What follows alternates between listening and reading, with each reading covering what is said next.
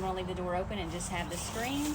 And then it has 2 windows on either side, so you're going to get plenty of airflow, so you're not going to get hot in here. This tent is very tall.